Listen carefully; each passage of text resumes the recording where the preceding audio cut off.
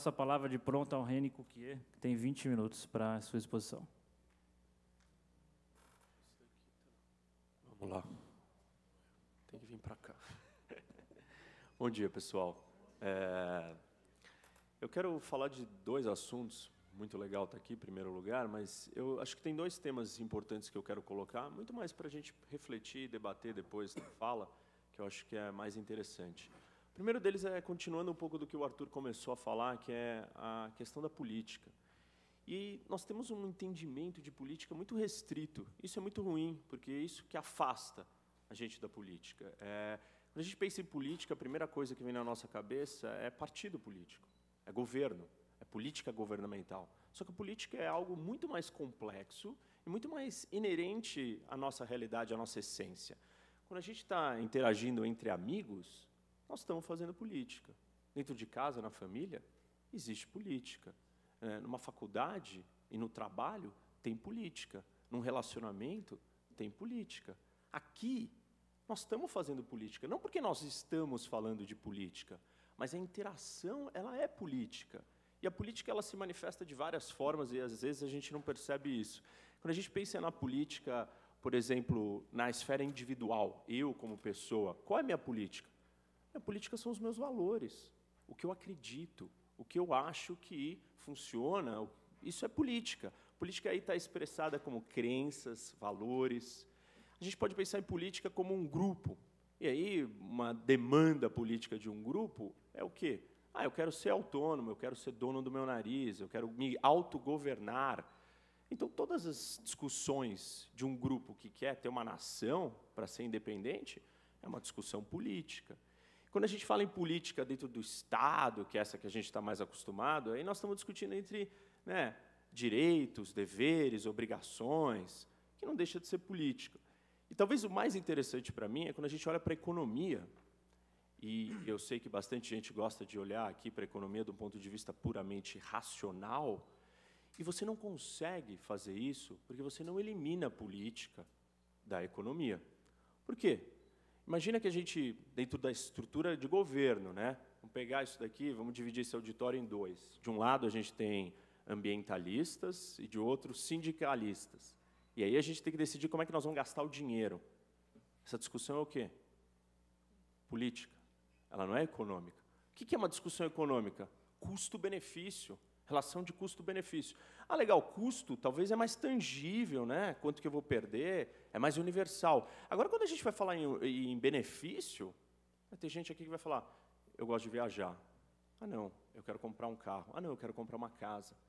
Até benefício, a ideia de benefício está embutido à questão da política. Quero mostrar para vocês que a gente não se separa da política. Ou a gente começa a olhar para a política e entender ela de uma forma maior, mais ampla e macro, aí sim nós vamos começar a gostar da política. E aqui no Brasil ainda tem outro agravante, que a gente nasce aprendendo 3 coisas que não se discutem: política, religião e futebol. Como é que você tem uma cultura que fala para você, não se discute política? Olha que loucura. Sendo que nós somos animais políticos, não adianta. Só tem uma situação que eu consigo dizer para vocês que não tem política. Lembra do Wilson, a bola, do Tom Hanks? Ali o Tom Hanks com a bola, com o Wilson, ali não tem política. Ou seja, se a gente sair na rua e ficar conversando com uma árvore, aí não tem política. A partir do momento que eu estiver interagindo com outro ser humano, tem política. Então, a gente precisa transcender o nosso entendimento da política e entender que a política é muito maior.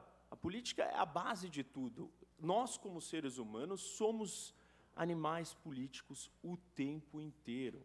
E todas as nossas decisões têm um fator político. Inclusive aquelas instituições ou aquelas coisas que nós achamos que são apolíticas. O judiciário a gente espera que seja apolítico, mas não é.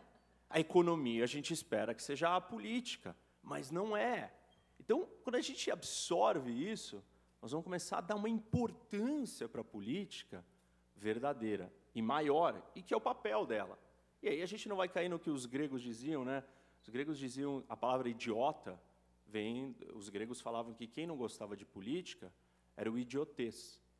E daí que nasce a palavra idiota. Só que eles classificavam de idiota aquele que não gostava de se envolver com a política. Então, assim, no meu entendimento, para o Brasil mudar, a gente precisa incorporar esse amor pela política. E não pela política partidária ou a política das leis, mas pelo fenômeno político. E começar a apreciar e olhar o tempo inteiro a gente fazendo política. E é muito legal. Porque se a gente gosta de debater, e vocês estão aqui, como o Arthur falou, de manhã, num sábado, com esse frio, vocês gostam de política. E todas as vezes que nós estamos discutindo com alguém, nós estamos fazendo política. Então, esse é uma primeira reflexão aí. Tem um outro, acho que um outro exemplo que marca também, que deixa claro o que é a política, a guerra. As pessoas pensam, a guerra é um negócio insano, louco, você vai matar o outro. O Clausewitz, que era um cara que pensava a guerra, um dos grandes pensadores, ele já dizia que a guerra é a continuação da política por outros meios. Ou seja, nós estamos aqui discutindo, não estamos chegando a nenhum acordo, e de repente eu toco essa água em vocês, aí você arranca essa cadeira e joga em mim. Aí nós começamos a se matar, por quê? Pela política. Porque teve divergência de ideias. Então, tudo na nossa vida é político. Bom, vou seguir para a minha segunda provocação aí, e aí pensando mais no tema do assunto de hoje, né, que é falar como construir um Brasil melhor, né? Eu quero trazer o tema do federalismo, que eu acho que é um assunto super importante e relevante, e que se fala disso de uma forma muito abstrata, o pacto federativo, a nossa federação, e a gente nem pensa o que é uma federação. E aí eu quero resgatar a ideia de federação moderna, da onde ela nasceu, que veio dos Estados Unidos. Os Estados Unidos é a primeira verdadeira federação moderna. Existiram outras federações antes, como a Federação Suíça. Os suíços são uma federação aí desde 1200 até 1800, era uma federação e se mantiveram assim por muito tempo. Foram até além da ideia de federação. Mas os americanos, eles começaram ali com uma confederação. E uma confederação, a autonomia total está nos estados, a soberania, a independência. O estado faz o que quer. E aí eles se juntaram numa espécie de uma aliança para tentar conviver em conjunto. Isso não dava certo, ou não deu certo, porque não existia nenhuma autoridade central, minimamente, que tivesse poder.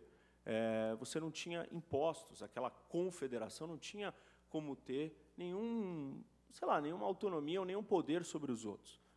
Aquilo evolui até que os Estados Unidos criam a sua federação. E a ideia de federação, ela quer trabalhar alguns problemas.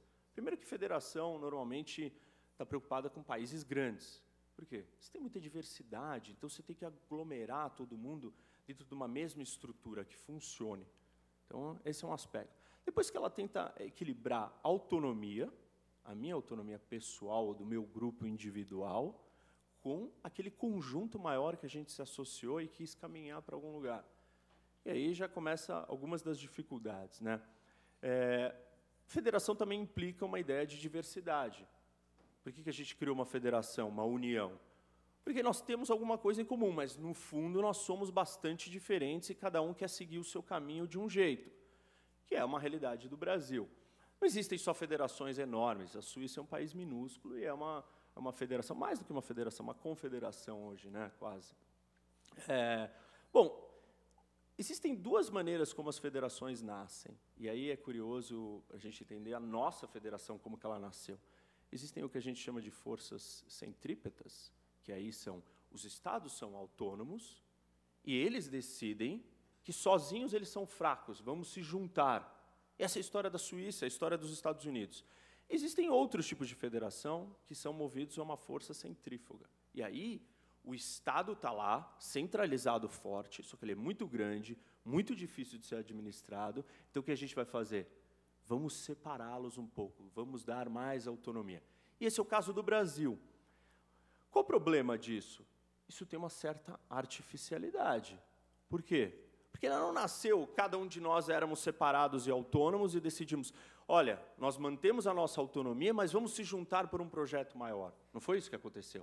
Ao contrário, a gente estava centralizado ali, unificado, e falamos, é melhor a gente quebrar um pouco. Então, aí já começa por que a nossa federação não funciona tão bem em comparação com os outros modelos de federação que existem aí. Essa discussão da federação, para mim, ela é importante, né? Eu acho que a gente tem que discutir ela, porque hoje nossos estados estão quebrados. E se fala muito em como que a gente vai distribuir o dinheiro. E, se a gente olha para o nosso esquema federativo, o Estado, a União, ele fica com 55% de todos os tributos. Os estados, as unidades, né, da federação, ficam com volta de 25%. E os municípios com 19%. Ou seja, quem tem mais recursos é a União. Só que as responsabilidades de gastos nas áreas principais estão alocadas no quê? Nas esferas menores. Então, se a gente olha, por exemplo, para, sei lá, saúde, 30% do gasto de saúde está no município. Ou seja, o município só arrecada 19% do total, mas ele tem que arcar com 30% na questão de saúde. Educação, mais ainda, né? O município arrecada, ou tem que gastar 41%. Quando a gente fala em segurança, os estados, eles correspondem a 82% de todo o gasto de segurança. E os municípios só 5% e o resto da União. Então, percebe, tem um desequilíbrio para onde vai o dinheiro e quem é que tem que gastar o dinheiro. Esse é o aspecto econômico ou fiscal da história. Tem um aspecto político. Onde são feitas as leis? Só na União. Não. Tem leis feitas aqui? Tem, mas elas têm um poder muito baixo para legislar. Então, o poder de cobrar os impostos está na União, e quem inventa as regras também está na União, mas quem vai executar são os municípios e estados. E aí a gente teria que dar mais autonomia para os municípios e os estados criarem as suas regras e as suas leis do jeito que se acha conveniente. Quando a gente começa a pensar nessa questão da federação, então aí todo mundo fala assim, então vamos acabar com isso, vamos mudar. Só que hoje a gente não consegue tirar os impostos da União e transferir para os estados. Por quê? 92% de toda a nossa receita já está comprometida com gastos federais. Sei lá, 20% em previdência, 20% em folha de pagamento. Então não tem essa. Não, deixa a União vai ficar deficitária. Antes da gente reformar a Federação Brasileira, a gente precisa reformar o Estado.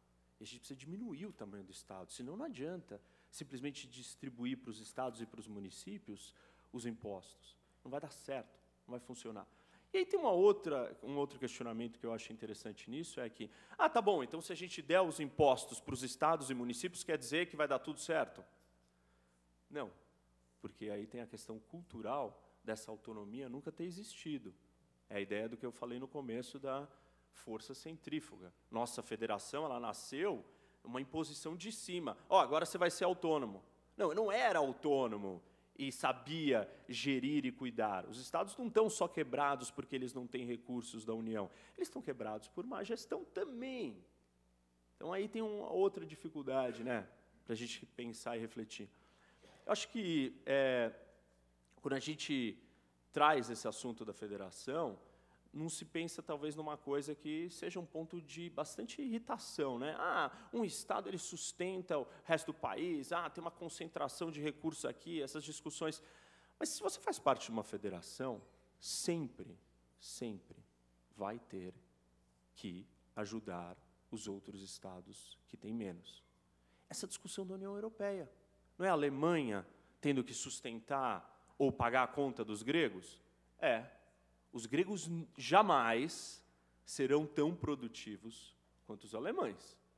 Porque eles têm um outro lifestyle, eles querem outras coisas, eles valorizam outras coisas. E aí uma federação, ela vai ter sempre essa obrigação, a não ser que a gente esteja disposto a caminhar para uma dissolução da federação e aí todo mundo ser autônomo e independente, que eu não acho que é o caso. Não deve ser o caso. Mas a gente tem que estar preparado, que quando se fala em federação, sempre alguém vai ter que estar ajudando outros. Então, vai ter sempre desequilíbrio. Não é, São Paulo poderia ter 200 bilhões de imposto e vai usar tudo aqui. Jamais vai ser assim.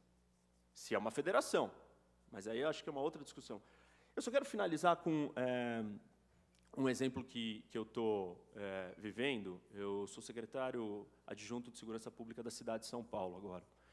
E estou tratando com a segurança. A segurança no município, ela não é... Não, a Constituição não coloca um peso muito grande para ela. A grande responsabilidade está no Estado, né?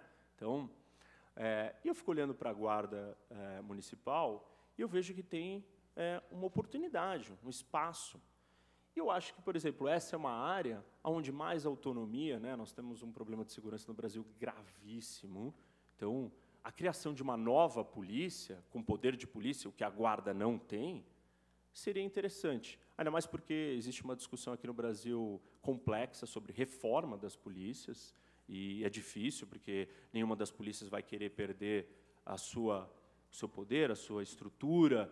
Então, você vai ter que fazer alguma outra coisa. Talvez a saída esteja aí, criar uma nova polícia, que ela já nasce com um DNA diferente, que não é um DNA separado, né? No Brasil, o ciclo de polícia ele não está concentrado numa força só. Então, você tem a polícia militar, que faz polícia ostensiva, e você tem a polícia civil, que faz a investigação.